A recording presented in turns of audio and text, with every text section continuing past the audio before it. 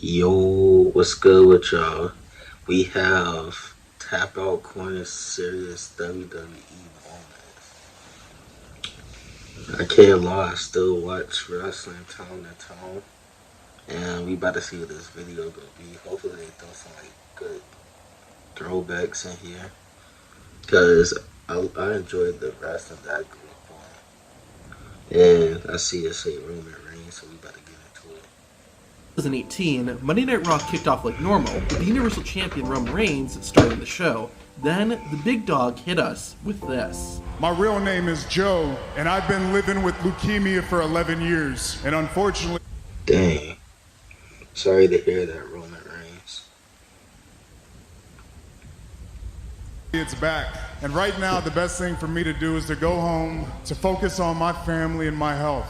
And I'm gonna have to relinquish the Universal Championship. After sharing this heartbreaking news, Reigns was joined by Seth Rollins and Dean Ambrose. The show used to be tough. That was outside of Evolution, DX. What's another good? Those my top two favorite, Evolution and DX, but the show they up there. Thankfully, Roman did return about 3 months later to a huge ovation. I'm in remission, y'all. Give it up for Roman Reigns, man. That's real good. Leukemia is no joke. Hacksaw Jim Duggan always came to the ring happy and was a lovable goofball. However, in September 1998, the future WWE Hall of Famer came to the ring. Saying 1998, that's when I was born. So I didn't even get to see this guy wrestle. His name is Hacksaw. To make a very serious and sad announcement.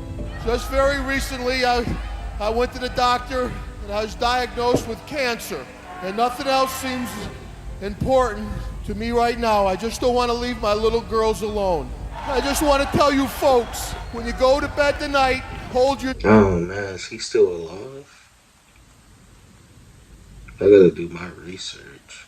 Children a little closer, because God, they're important. Thankfully, the surgery was successful, and after several months, Jim Duggan was able to return to the ring. Unfortunately, not all serious moments have a happy ending. There has only been one time that a WWE wrestler has died during a live broadcast. The victim was Owen Hart, who was playing a... Oh. This video is too sad.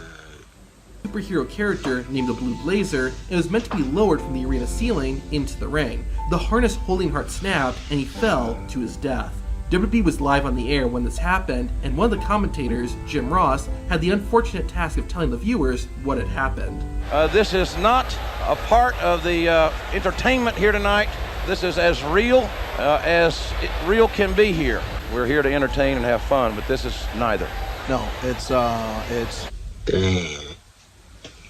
So that was true. I was here. A wrestler died inside the ring. It doesn't look good at all. Later in the broadcast, Jim Ross would give a very sad update. I have the unfortunate responsibility to let everyone know that Owen Hart has died. Owen Hart has tragically died from that accident here tonight. The June 25th, 2007 episode of Raw will live on in infamy. Rather than opening with loud pyro and a crowd full of energetic fans, the show broadcasted from an empty arena with Vince McMahon standing alone in the ring.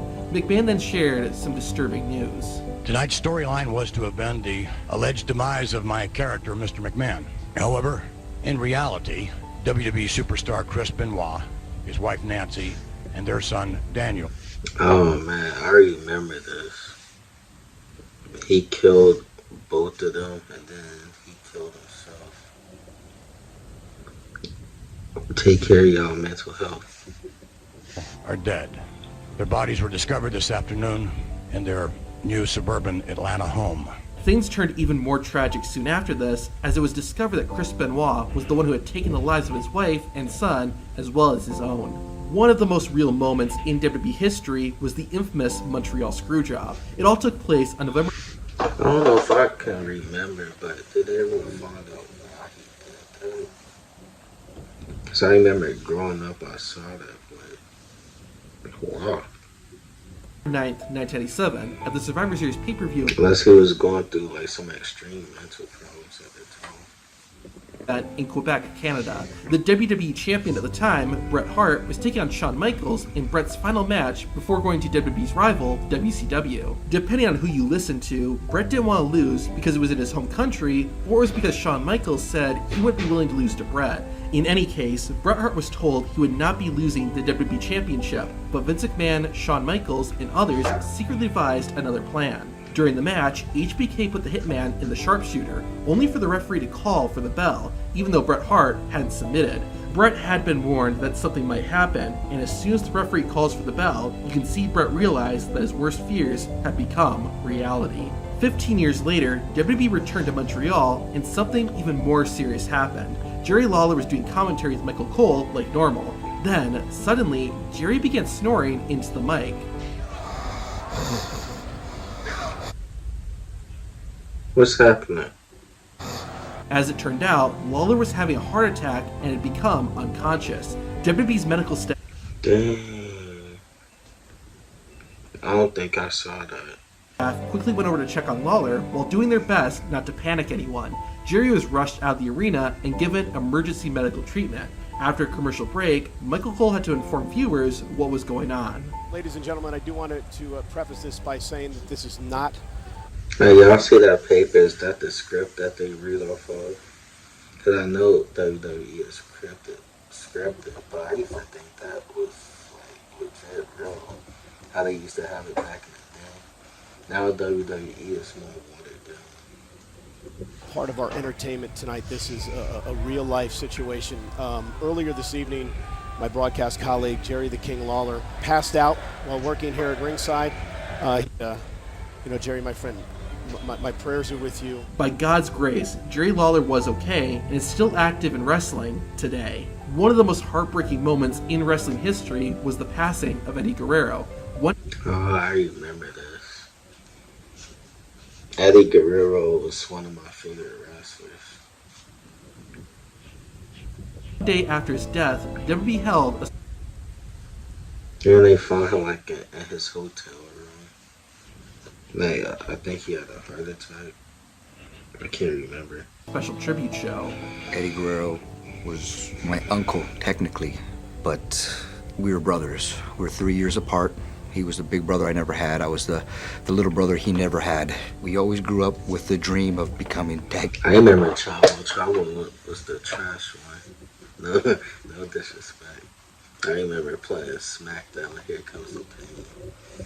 We used to whoop Chavo ass. Damn. Shout out to the Guerrero family, though.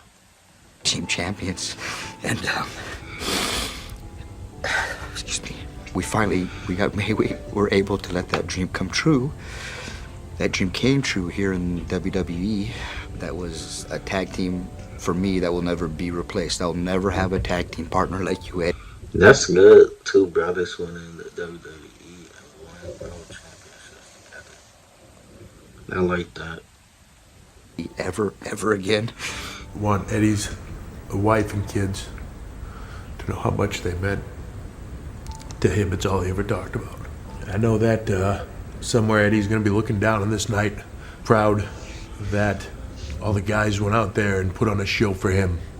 I miss you, man. Some of the most emotional and real WWE. Dang, man, sad video. If y'all enjoyed this, like, comment, subscribe, follow me on social media. So I'll see you on the next one. Peace.